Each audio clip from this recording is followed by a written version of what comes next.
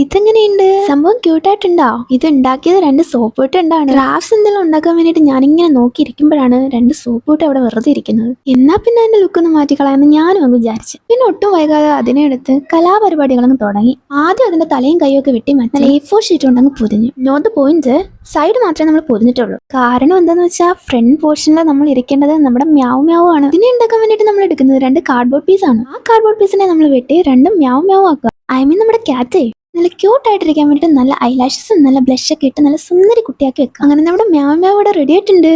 എങ്ങനെയുണ്ട് കാണാൻ? ക്യൂട്ടാണോ?